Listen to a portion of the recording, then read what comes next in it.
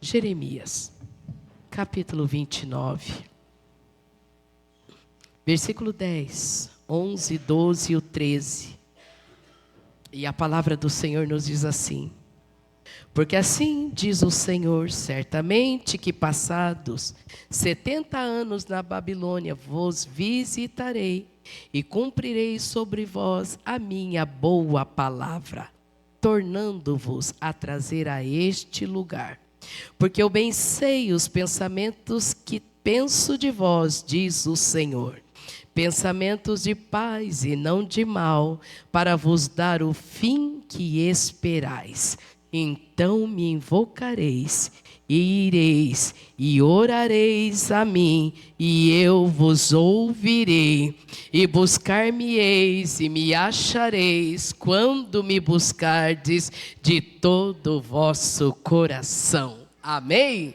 Se assente adorando ao nome do Senhor, e enquanto você se assenta e se acomoda, eu quero tributar a Deus a minha alegria, a minha gratidão de estar cultuando ao Senhor mais uma vez. Como eu gosto sempre de frisar, eu não vim pregar, eu vim adorar a Deus junto com os irmãos nesta tarde. Quero louvar a Deus pela vida do nosso pastor, da nossa pastora. Também quero louvar a Deus pela vida da irmã Lucia. Obrigado, chefinha. Deus abençoe a sua vida, a irmã Nerli. A você que chegou na casa de oração, Deus continue te abençoando, te dando graça, te sustentando, porque nós somos dependentes dele em todos os momentos. Aleluia! Queridos, quando nós abrimos a Bíblia nesta carta, neste texto em específico, nós vamos compreendendo que a carta é de Jeremias, agora aos cativos da Babilônia. E você sabe, toda carta precisa ter um endereço. E toda carta precisa ter um conteúdo. Ninguém pega um papel, uma caneta para não escrever nada. E todas as vezes que é escrito, precisa ter um propósito e um objetivo. Agora vem o Senhor usando Jeremias para ser boca de Deus para aquele povo. E compreendendo que Jeremias, a tradução do nome dele é flecha. E agora, mais uma vez, o Senhor saca da sua aljava esta flecha para ser um instrumento para aquele povo. Mesmo que Jeremias seja o profeta chorão. E não podia ser diferente. Afinal de contas, ele está vivendo um dos tempos mais difíceis. O povo é tomado à força e levado para a Babilônia. Todas as vezes que nós lemos que acontece cativeiro, está dizendo: estou te tirando do seu lugar comum, estou te tirando do lugar da sua adoração e te levando agora para um lugar que você não conhece. Estou arrancando de Jerusalém, estou te tirando do templo e estou te levando para um lugar aonde a adoração é totalmente contrária. Mas para este tempo, eu tenho um povo que continua acreditando. Está indo para a Babilônia, mas não é da Babilônia. Está indo para a Babilônia, mas não adora como os babilônicos. Está indo para a Babilônia, mas não canta como Babilônia. Está indo para um lugar talvez indesejado, mas a sua fé precisa permanecer fortalecida. O detalhe é que ficar na Babilônia começa a trazer no meio do povo uma certa inquietação. E para alguns não só a inquietação de alma, mas para outros também começa a trazer um tempo de acomodação. E o perigo de se acomodar na Babilônia é que os ouvidos começam a parar de ouvir a voz do Senhor. O perigo de se acomodar na Babilônia é não mais cultuar como deveria ser cultuado. E agora vem o Senhor conversando com eles e dizendo que na Babilônia ainda tem um resto de ancião. Na Babilônia também tem sacerdotes, na Babilônia também tem profetas. É Deus dizendo: o lugar não te é favorável, mas ainda tem boca de Deus neste lugar. Neste lugar pode não ser favorável, mas as leis continuam valendo e estão estabelecidas. Aí vem o Senhor para dizer: mesmo que você não esteja no teu lugar de conforto, a palavra ainda é a mesma, a direção ainda é a mesma. Haverá um tempo ruim, mas o Senhor diz: 70 anos estão cravados e estabelecidos. Aí você pode olhar e dizer: 70 anos é muito tempo. Eu entendo como o Senhor dizendo: essa luta não é para sempre. Ela tem data para começar, ela tem um meio, mas ela também tem um final. Então o tempo estabelecido da luta já foi declarado e decretado, porém a aliança do Senhor não foi quebrada, ela continua a mesma. Importante é, se você estiver em Jerusalém, Ele é Deus, e se você estiver na Babilônia, Ele continua sendo Deus, porque Ele não se move segundo a sua vontade humana, mas Ele se move do céu para entender que aonde tem oração, tem um céu em movimento dizendo: tem cuidado, tem proteção, tem livramento. Você não vai morrer neste lugar de dor, mas eu te trago mais uma vez como promessa sobre a tua vida: você vai sair deste lugar. Você vai sair.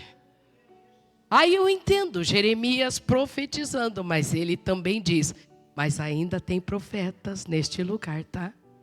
Então é como se o Senhor dissesse: não fique idolatrando somente a voz de Jeremias. No meio deste povo ainda tem voz profética. E eu falo do jeito que eu quero, da maneira que eu quero. Porque o meu Senhor tem multiformes de acalmar o meu e o teu coração. Ele é Deus. Então é Ele dizendo: no dia da tua angústia, da tua aflição, se lembre, tem profeta nessa terra, tá? Ainda tem profeta. E se lembre, se tem profeta, tem sacerdote, então ainda tem adoração. Porque adorar quando tudo está bem é facinho, facinho. Eu canto, você canta, eu ergo a mão, você ergue a mão. É fácil. Aí vem o Senhor para dizer: eu quero ver adorar quando nada vai bem. Eu quero ver adorar quando está no cativeiro. E quando diz cativeiro, está dizendo um tempo que você não faz a sua vontade. Um tempo de escassez. Aí vem o Senhor para dizer: mas dentro desse tempo de adversidade, nesse tempo ruim na sua vida, começa a viver um tempo estabelecido. E que tempo é esse, Senhor? Começa a edificar casas. Como? Eu estou presa. Aí o Senhor vem dizendo: preso na Babilônia por um tempo. Mas família é projeto do céu. Você vai deixar sem casa? Você vai deixar desprotegido? E quando fala de família, você está dizendo de não somente um teto sobre a cabeça, mas está dizendo de um tempo de comunhão. Você pode estar no pior lugar, mas que a tua família esteja guardada pela mão do Todo-Poderoso. O tempo pode ser ruim, mas o Senhor está dizendo: estabelece, ou erga, ou providencie casa. E quando se fala casa, está dizendo de alicerce, de pilar. Não retire a oração de dentro da tua família. Que a oração seja o pilar que sustenta a tua casa. O mundo lá fora está um tumulto, mas a tua casa está protegida pela mão do Todo-Poderoso. Porque se não fosse assim, o vento da adversidade já teria nos derrubado, já teria destruído. E eu me lembro muito bem de quando eu ainda trabalhava. Um dia, em um plantão, a menina chega para mim e diz assim: tia, o meu pai tem uma namorada. Ah, é? Mas a minha mãe também tem uma namorada. E ela tinha 6 anos. Eu, é? Aí ela olha para mim e diz: você não sabe de nada o que acontece na minha casa. E eu olhei para aquilo e na hora parecia uma conversa tão infantilizada. Mas de repente vem o Senhor para dizer: enquanto tiver oração, a tua família é sustentada.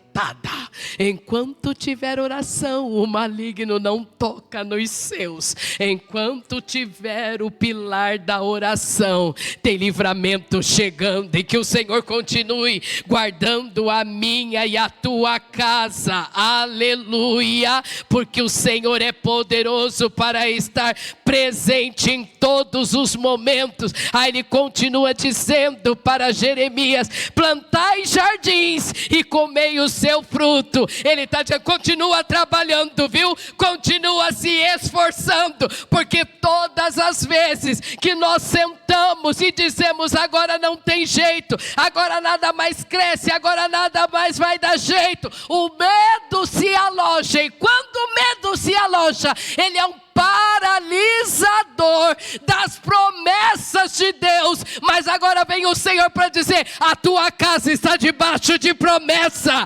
Então não fique paralisado pelo medo. Começa a plantar. Isso quer dizer, invista nesse terreno, invista nessa casa, invista na tua família, invista no teu ministério, invista, porque eu aprendo: enquanto Deus nos esconde, ninguém nos acha, mas quando Deus nos revela, ninguém nos esconde.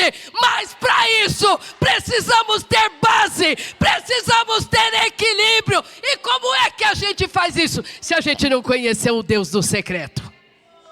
Aí ele diz: vai trabalhar.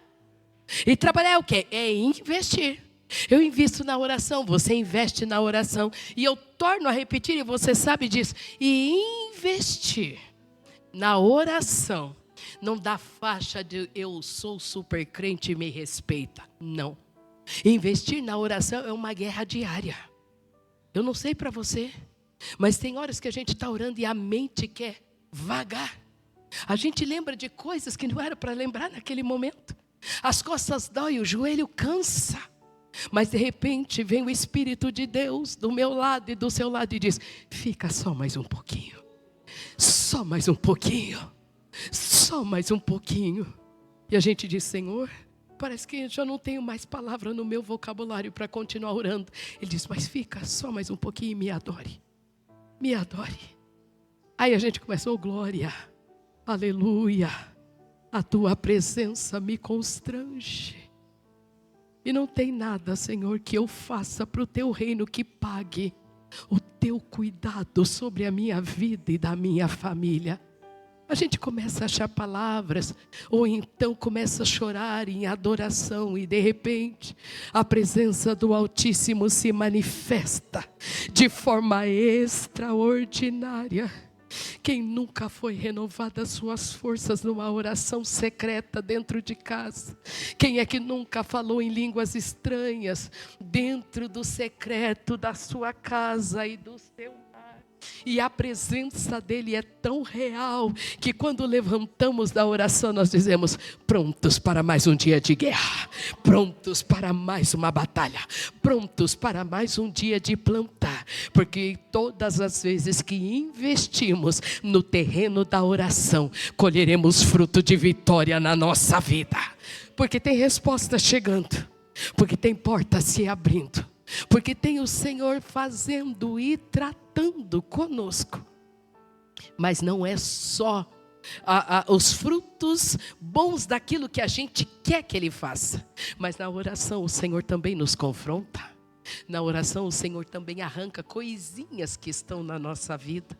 Na oração o Senhor vai nos preparando, nos ajustando para o seu propósito. É por isso que o maligno investe tanto contra a minha e a sua vida, para nos tirar o foco da oração.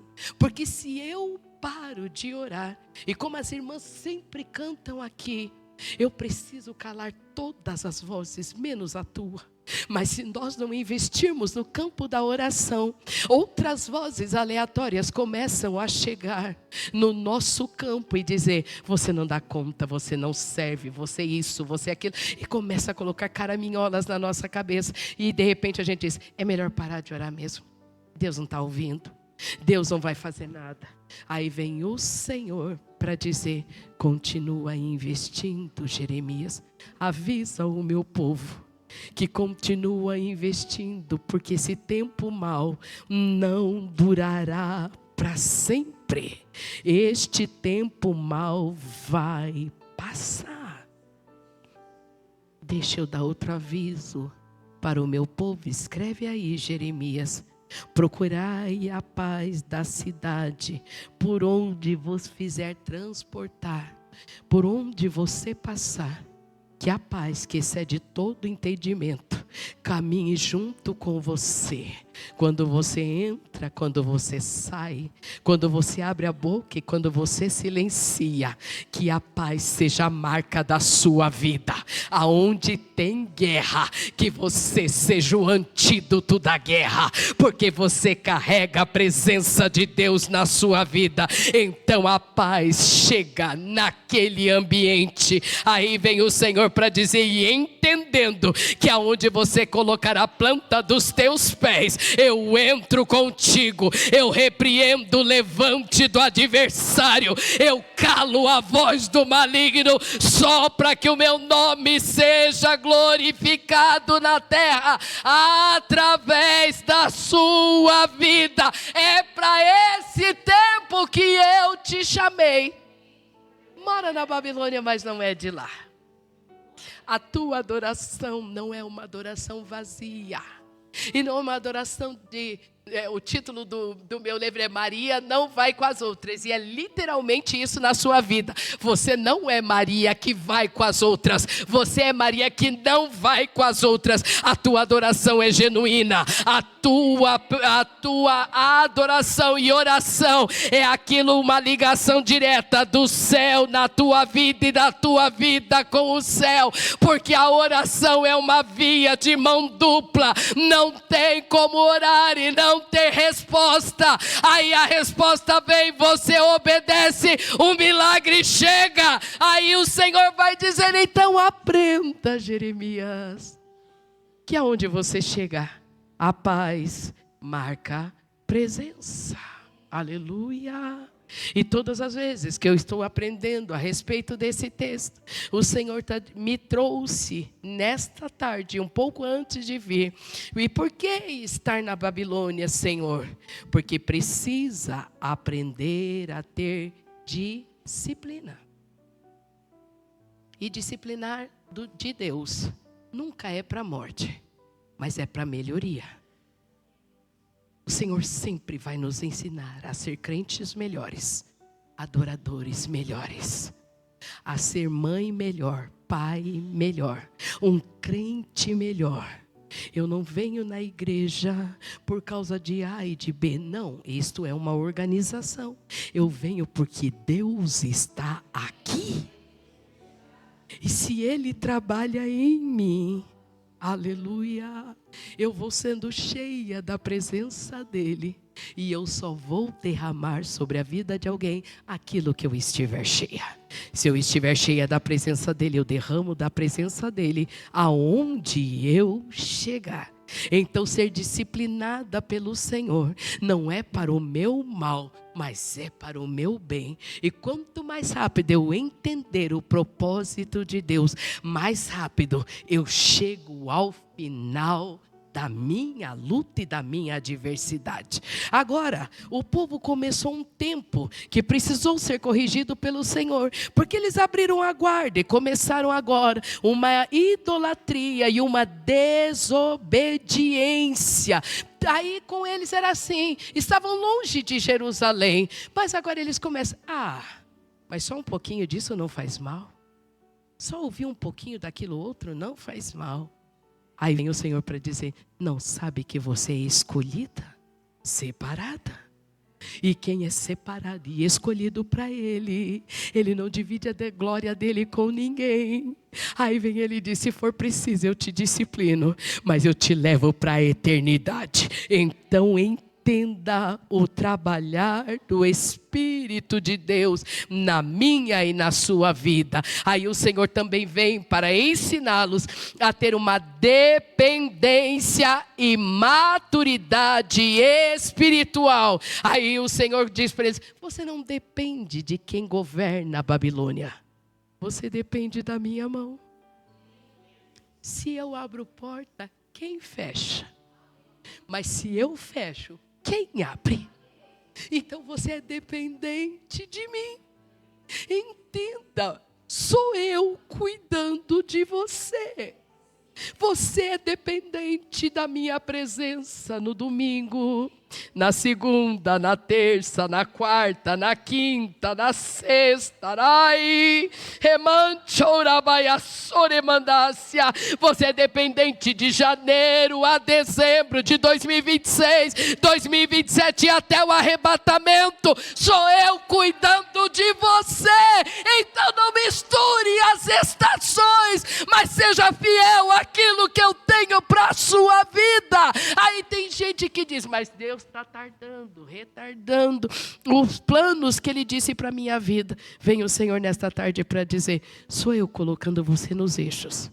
Porque agora, eu sei que é uma expressão, porque Deus não tem pressa, tudo dele está cronometrado, mas é uma expressão, como diz, alegórica, dizendo: Deus tem pressa na sua vida.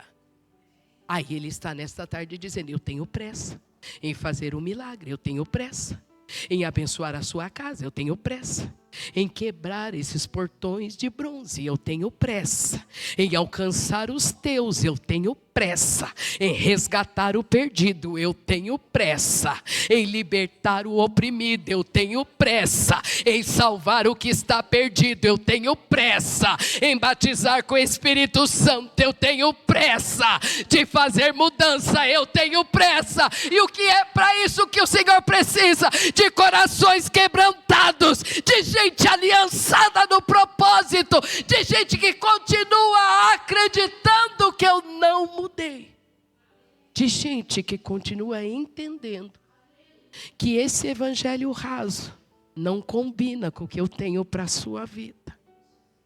Evangelho é renunciar, é abrir mão daquilo que eu quero para me submeter à vontade soberana dEle em todas as áreas. E quando eu entendo isso, Deus faz além daquilo que pedimos ou pensamos. E nesta tarde nós estamos reunidas aqui, prontas para enfrentar essa Babilônia que está ali fora, uma inversão de valores, mas a minha e a tua casa está debaixo do cuidado de Deus. A minha vida e a sua está na palma da mão daquele que tudo pode. A minha casa será protegida, a sua casa será protegida. Não tem encantamento, não tem Zé Pilintra, não tem palavra contrária, não tem mandinga, não tem coisas de encruzilhada que vá atrapalhar o que Deus liberou sobre as nossas vidas. Mas para isso precisa estar em pé e firmado na promessa. Aleluia! E como eu sempre digo, promessa e cenário nunca andaram de mãos dadas. O cenário é sempre pior, o cenário é sempre contrário, mas a promessa permanece em pé. E se Ele disse que haverá livramento, quem vai contrariar o que Ele liberou sobre a sua casa e a sua família? Agora vem o Senhor dizendo: certamente que passados 70 anos na Babilônia, vos visitarei e cumprirei sobre vós a minha boa palavra. Tempo estabelecido. E agora eu estou chegando para dizer: acabou. Acabou. Acabou. E toma posse dessa palavra. Acabou o tempo de opressão. Acabou o tempo de pressão do maligno. Acabou acabou, porque a minha boa palavra chega sobre você, a boa palavra chega sobre os seus, e vos visitarei. E quando ele diz visitar, não é como os nossos amigos que chegam, vêm e depois vai embora. Não, ele está dizendo: voltei a falar com o meu povo, voltei para trazer a direção, voltei para entrar com o socorro, voltei para mudar o cenário, voltei para libertar, voltei. O tempo de choro termina aqui. Virão outras lutas? Claro que sim. Mas essa, diz o Senhor, voltei para trazer a minha boa palavra. A boa palavra chega sobre o meu povo. E aí ele acalenta dizendo: porque eu bem sei os pensamentos que tenho de vós. Quem olha o cenário diz: agora morre, agora não anda, agora se acaba, agora vai falir. Eu sabia, eu tinha certeza que não ia dar certo. Vem o Senhor para dizer: eu bem sei os pensamentos que tenho sobre vós. Eu sei o que eu penso a teu respeito. Satanás pode dizer: ela não consegue, mas os meus pensamentos eu tenho vitória para você, eu tenho vitória para você, eu tenho vitória para você, eu tenho vitória para você. Mas agora ela não canta. Imagina, passando por essa luta, eu te trago um cântico novo nesta tarde. Eu abro a sua garganta novamente, eu curo o teu coração, eu levanto você, eu entro naquela ferida, eu te sustento, eu sei o que eu penso a seu respeito. Aleluia. O ser humano pode ser influenciado quando a gente não conhece alguém.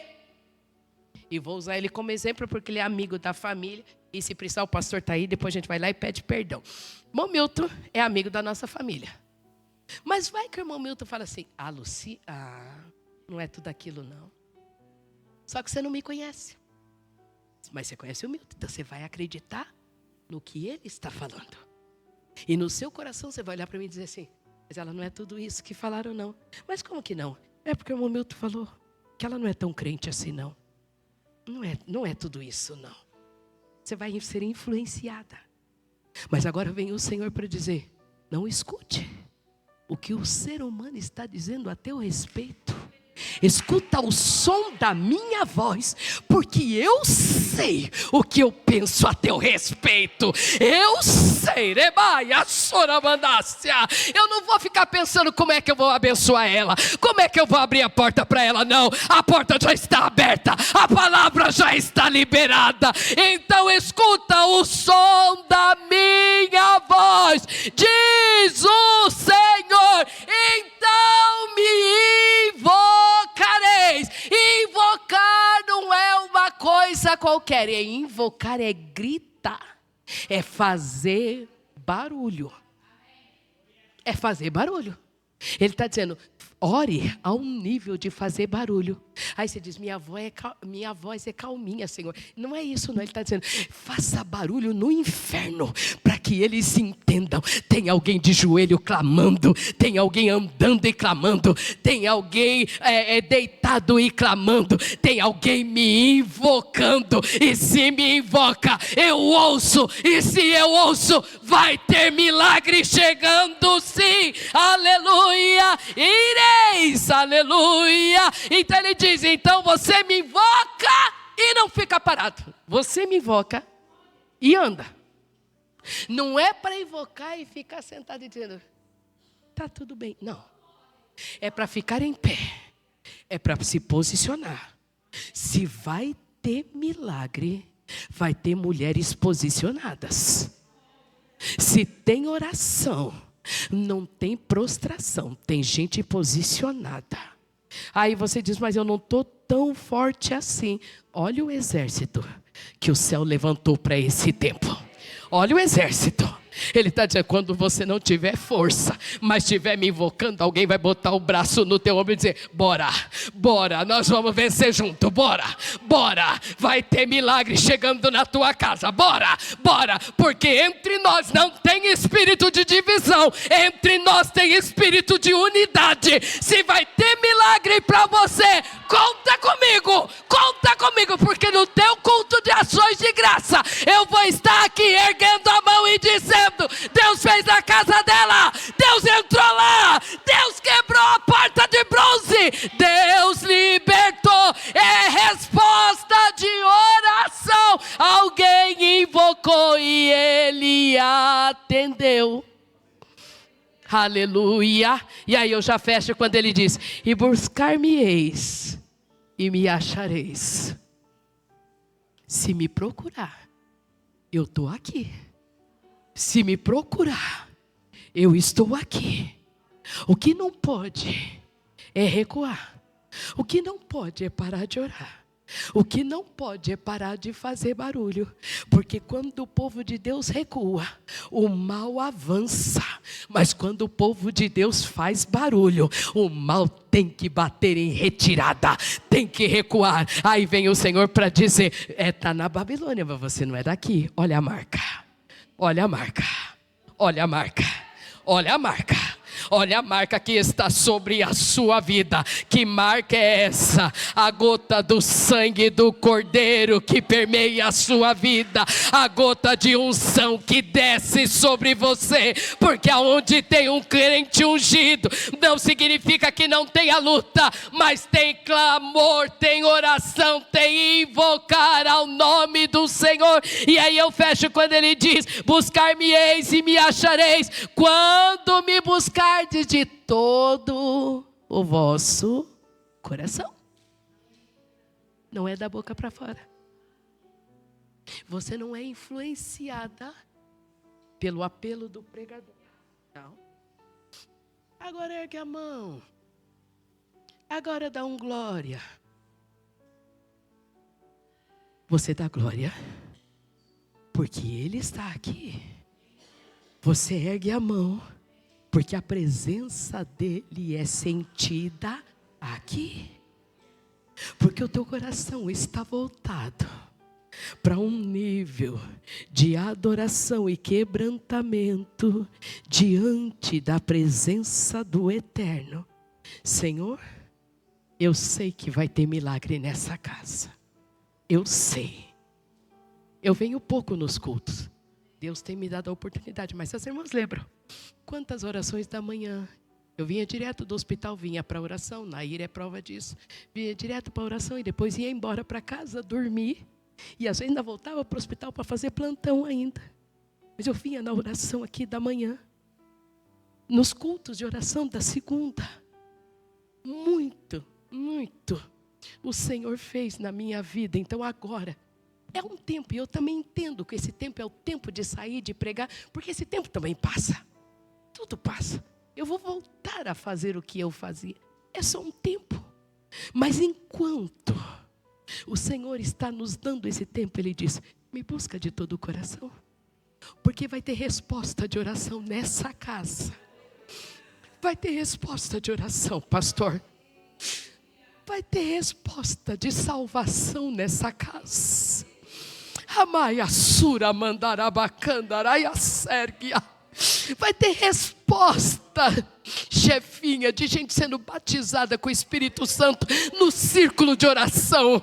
E me busca de todo o coração, porque Deus não está atrelado ao culto de domingo para fazer. Ele faz no círculo de oração, Ele faz na oração da quarta, Ele faz na oração da manhã, Ele faz no culto de quarta à noite. Ele pode batizar no ensaio do coral. Deus me trouxe aqui para dizer, se me buscar de todo o coração, vai ter novidade acontecendo nesta casa. Mas para isso acontecer, eu só preciso de um coração quebrantado.